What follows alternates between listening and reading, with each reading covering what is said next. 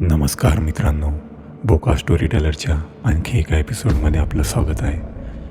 आयुष खंडेराव यांनी आपला सत्यानुभव चॅनलसोबत शेअर केलेला आहे. तर चला ऐकूया. आज माझी हळदीची रात्र होती आणि घरामध्ये सगळीकडे लग्नाचं आनंदित वातावरण होतं.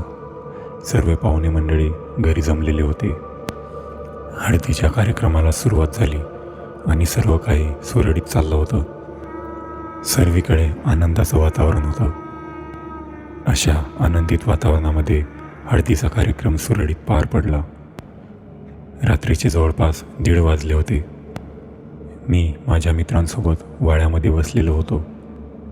मामा, आत्या, मावसा, काका आणि सर्व पाहुणे मंडळीमध्ये गप्पा रंगल्या होत्या. मी खूप दमून गेलेलो होतो. तितक्यातच रात्री जवळपास 2 वाजता मला कॉल आला आणि कॉलवर समजले की माझा जवळच्या गावातील एक मित्र, त्याचा ॲक्सिडेंट झाला होता आणि मला त्याच्या भावाचा फोन आला. ही माहिती मिळताच मी आणि माझे 2 मित्र लगेच गावाकडे जाण्यास निघालो आणि तितक्यात माझ्या आजीने मला थांबवले. आजी म्हणाली, तुला हळद लागलेली आहे, तू जाऊ नको, मित्रांना पाठव. पण मी आजीचे न ऐकताच मित्रांसोबत जायला निघालो. माझ्या मित्राला त्या सिच्युएशनमध्ये माझी गरज होती, म्हणून मी इकडचा तिकडचा विचार न करता जाण्यासाठी निघालो. मी बाईक काढली आणि घाईघाईने निघालो. माझे 2 मित्रही बाईकवर माझ्या मागे आले. मी दवाखान्यामध्ये पोचलो आणि मित्राची भेट घेतली. मोठा ॲक्सिडेंट झाल्यामुळे मित्राला खूप लागले होते, म्हणून आम्ही काही वेळ तिथंच थांबलो. डॉक्टरांशी बोलून झाल्यावर माझ्या मित्राच्या बाबांनी मला वापस जायला सांगितले. त्यांच्या आग्रहाने मी आणि माझे 2 मित्र वापस घरी येण्यासाठी निघालो. पण वापस घरी येताना रस्त्यामध्ये माझ्यासोबत जे काही घडले ते मी कधीही विसरू शकणार नाही. रात्रीचे जवळपास 3-3:30 वाजले आणि आम्ही आरामात बाईकवर घरी येऊ लागलो. ती अमावस्येची रात्र होती, म्हणून सर्वीकडे दाट काळोख पसरलेला होता. आम्ही अर्धा रस्ता क्रॉस केला होता, पण बाईक चालवता चालवता मी लगेच थांबलो आणि जेव्हा थांबलो तिथूनपासून मला काहीही आठवत नाही. तिथून पुढे काय घडले हे नंतर मला माझ्या मित्रांनी सांगितले. त्यांनी सांगितले की मी बाईक साईडला लावली आणि बाईकवरून खाली उतरलो. खाली उतरताच मी रोडच्या साईडला जाऊन उभा राहिलो.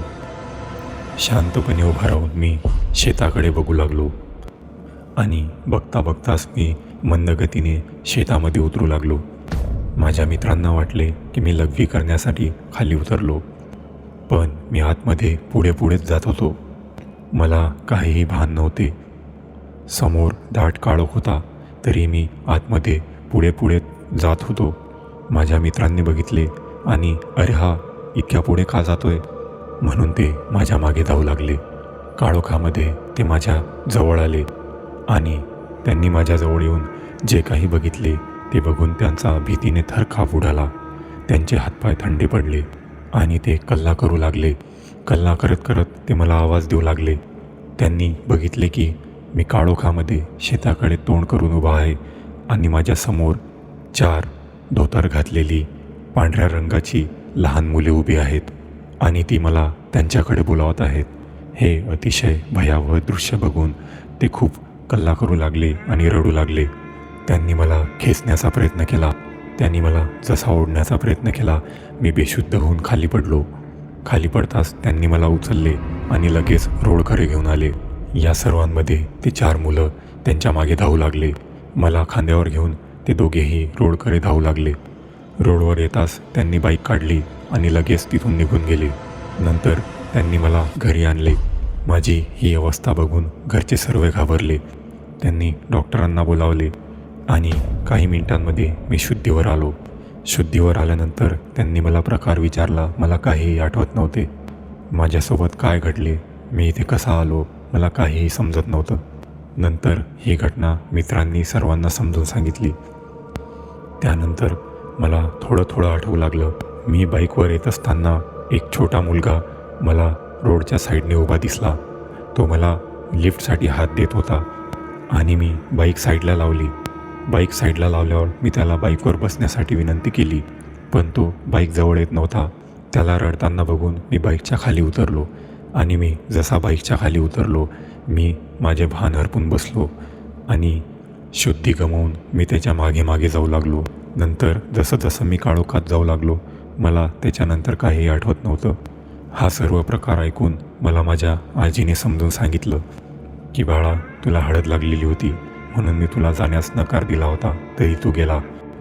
आणि तेव्हा आजीने सांगितले की तू जोपर्यंत वाहनावर बसलेला होता तोपर्यंत ते तुझ्याजवळ आले नाही, कारण ते वाहनाला स्पर्श करू शकत नाही.